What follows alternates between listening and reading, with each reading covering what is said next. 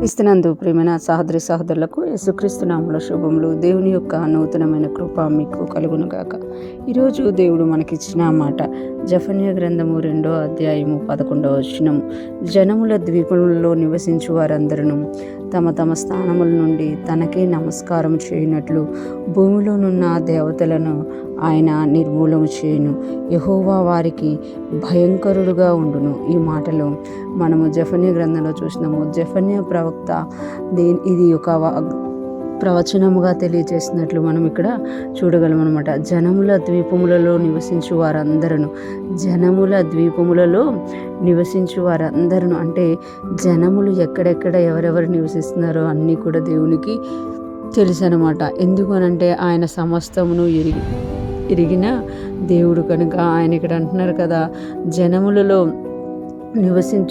జనముల ద్వీపములలో నివసించు వారందరూ తమ తమ స్థానముల నుండి తనకే నమస్కారం చేయనట్లు, తమ స్థానం నుండి వారు ఎక్కడెక్కడి నుండి ఉన్నారో, ఎవరెవరు ఎక్కడెక్కడ ఉన్నారో, ఎక్కడెక్కడ జనులు నివసిస్తున్నారో వాళ్ళు అక్కడ నుండి దేవునికే నమస్కారం చేయనట్లట. అంటే సృష్టికర్త అయిన దేవుని వైపు తిరిగేటట్లు, సృష్టికర్తను వారు గుర్తెరిగి ఆయనకి నమస్కరించేటట్టంట దేవుడు ఒక కార్యం చేయబోతుండట. మనం చూడండి, మనకి కొన్ని పట్టణాల్లో పల్లెల్లో ఉన్నోళ్ళు తెలుస్తారు, కానీ చాలామంది కొండలోను అంటే లోతైన అడవులలోనూ నివసించే ప్రజలు ఉన్నారు.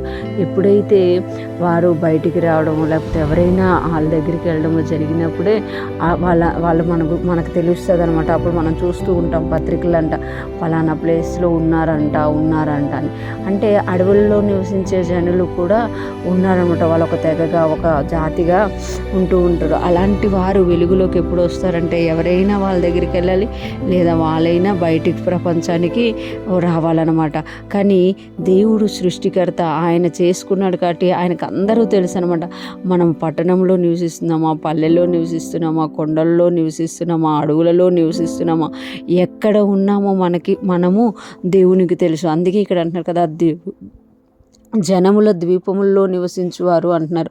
అంటే ఈ లోకము చేత ఒకవేళ మరుగుపరచబడిన దేవుడు మాత్రం వారిని చూస్తున్నామట. ఎవరెవరిని ఎక్కడెక్కడున్నారో వారందరినీ చూడటమే కాకుండా ఇక్కడ ఏమంటున్నారంటే వాళ్ళందరూ తనకే నమస్కారం చేయనట్లు, తనకే అంటే ఇంకొకరికి నమస్కారం చేయకుండా, ఇంకొకరిని పూజించకుండా తనకే నమస్కారం చేయనట్లంట భూమిలోనున్న దేవతలను ఆయన నిర్మూలము చేయును. అంటే భూమిలోనున్న దేవతలు ఏం చేస్తున్నాయి అని అంటే ప్రజలందరికీ కూడా గుడ్డితనాన్ని కలగచేస్తున్నాయి. మేమే దేవుళ్ళు, మేమే దేవతలు, మేమే మిమ్మల్ని రక్షిస్తామని వాటికి అవి గొప్పలు చెప్పుకొని భయం కలిగించి పూజలు చేయించుకుంటున్నాయి, ఆ నమస్కారం చేయించుకుంటున్నాయి, వాటికి బలులు అర్పించుకొని అవి బలపరచబడుతున్నాయి. కానీ దేవుడు ఎప్పుడైతే లేస్తున్నారో ఆయన ఏం చేస్తున్నారంటే ప్రతి ఒక్కరూ తనకే నమస్కారం చేయనట్లు ముందు ఈ దేవతలనంట దేవుడు ఏం చేస్తాడంట నిర్మూలము చేయును అంటున్నారు.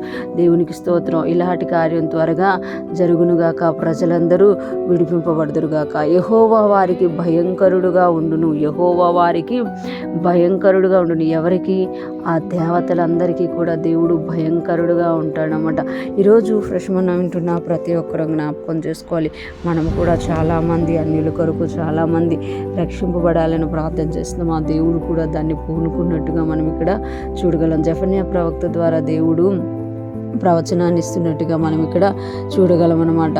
మనం ఎప్పుడైతే ప్రార్థన చేస్తూ ఉంటామో, ఏ దేవతలైతే ఈ లోక సంబంధమైన ఏ దేవుళ్ళైతే ప్రజలకి గుడ్డితనాన్ని కలగచేసి దేవుడి నుండి దూరం చేస్తున్నారో వాళ్ళందరికీ దేవుడు నిర్మూలన చేసి వారందరిలోకి దేవుడు భయంకరుడుగా ఉండి తన ప్రజలైన వారు తన చేతితో చేసుకున్న ప్రజలందరూ కూడా తనకే నమస్కారం చేయనట్లు దేవుడు కార్యము చేయబోతున్నాను అని సెలవిస్తున్నారు. అటువంటి గొప్ప కృప త్వరగా కలుగునుగాక. దేవుడు ఈ లోకంలో ఉన్న ప్రతి దేవతలకు తీర్పు తీర్చి ప్రజలందరినీ తన వైపు తిప్పి రక్షణలోకి నడిపించి తనకు ప్రజగా చేర్చుకొనుగాక. దేవుని కృప మనందరికీ తోడయుండి నడిపించునుగాక. ఆమేన్.